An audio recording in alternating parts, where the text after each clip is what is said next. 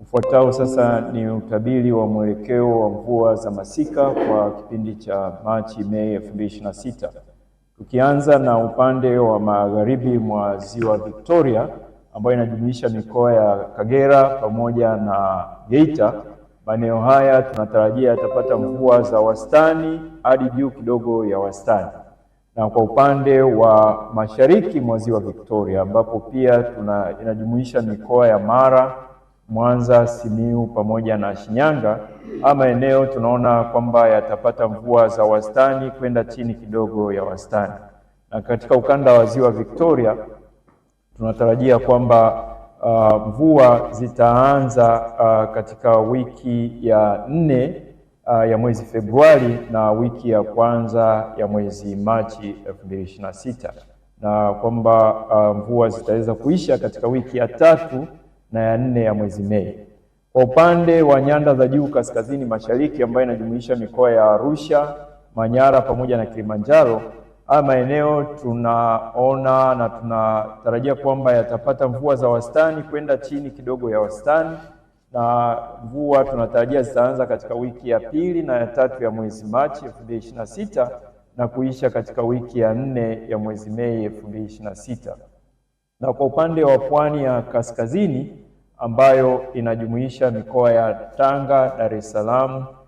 pamoja na kaskazini mwa mkoa wa Morogoro na pia mkoa wa Pwani ikijumuisha pia na visiwa vya Mafia na visiwa vya Unguja na Pemba. Haya maeneo tunaona pia yatapata mvua za wastani kwenda juu kidogo ya wastani, na mvua tunatarajia zitaanza katika wiki ya 2 ya mwezi Machi na vile kuisha wiki ya 4 ya mwelekeo wa mvua za masika kwa maeneo ambayo yanapata mvua mara 2 kwa mwaka. Na ifuatao ni angalizo ambalo tunalitoa kwamba kwa kuzingatia changamoto ya mabadiliko ya hali ya hewa na hususa mwenendo wa ongezeko la matukio ya hali mbaya ya hewa ambayo yanaendelea duniani kote, tunatoa angalizo lifuatalo kwamba haya matukio ya hali mbaya ya hewa ikiwemo uwezekano wa vipindi vya mvua kubwa yanaweza kujitokeza katika maeneo yote, hata maeneo ambayo tumeeleza kwamba tunatarajia kupata mvua za wastani kwenda chini ya wastani. Lakini vile vile tathmini yetu inaonyesha kwamba tunatarajia ongezeko zaidi la mvua kuelekea mwezi Aprili.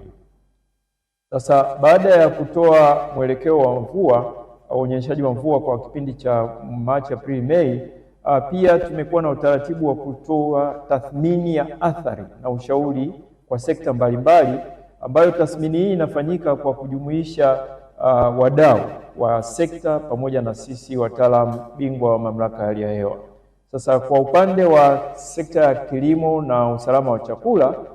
athari ambayo tumeiainisha ni pamoja na kwamba vipindi vya unyevu wa kuzidi kiasi pamoja na mafuriko vinaweza kujitokeza na kuathiri ukuaji wa mazao, hasa katika maeneo yale ambayo tumeainisha kwamba tunatarajia kupata mvua za wastani kwenda juu kidogo ya wastani. Lakini maeneo yanayotarajiwa kupata mvua za wastani hadi chini ya wastani yanaweza kukumbwa na upungufu wa unyevu na hivyo kuathiri ukuaji wa mimea na kusababisha upungufu wa mavuno. Lakini vile vile wadudu waharibifu na magonjwa ya mimea yanayoendana na hali ya ongezeko la unyevu yanatarajiwa pia kujitokeza. Sasa ushauri katika sekta ya kilimo na usalama wa chakula ni pamoja na kuwasisitiza wakulima kuandaa mashamba kwa wakati, lakini vile vile kutumia pembejeo husika kwa kuzingatia hali ya unyevu wa udongo.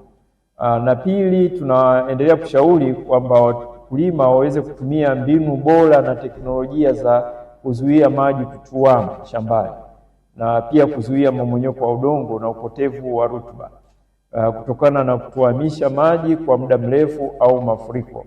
na kuhifadhi maji shambani kwenye maeneo yanayotarajia kupata upungufu wa mvua. Lakini tatu, wakulima tunashauri kwamba waendelee kutafuta taarifa kutoka kwa maafisa ugani kwa kuzingatia utabiri wa msimu na hasa katika utabiri ambao tunaendelea kuutoa katika maeneo madogo kwa maana ya utabiri katika wilaya. Na kwa sekta ya mifugo na uvuvi, Athari ambayo tumeainisha ni pamoja na katika maeneo yanayotarajia kupata mvua za wastani hadi chini ya wastani,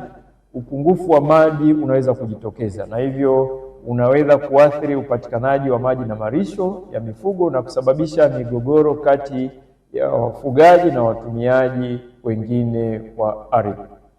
Na vile kunaweza kuwa na milipuko ya magonjwa ya mifugo kama vile homa ya bonde la ufa, ugonjwa wa miguu na midomo, na kuzaliana kwa wadudu wadhurifu kunaweza kujitokeza, hususa katika maeneo ambayo yanatarajia kupata mvua za wastani hadi juu kidogo ya wastani. Kwa sekta ya mifugo na uvuvi, tunaendelea kushauri jamii kuweka mipango mizuri ya matumizi na uhifadhi wa maji na vyakula vya mifugo. Wafugaji pia na wavuvi tunawashauri kuendelea kufuatilia kwa ukaribu na kuzingatia taarifa za hali ya hewa, na hususa taarifa ambazo tutaendelea kuzitoa kila siku. Tunasisitiza tuendelee kufuatilia na kuzizingatia. Kwa sekta ya utalii na wanyamapori, athari tuliyoainisha ni pamoja na uwezekano wa kutokea uhaba wa malisho na maji ya wanyamapori, na hususa katika maeneo ambayo tumeainisha kwamba tunatarajia kwamba tutapata mvua za wastani kwenda chini ya wastani.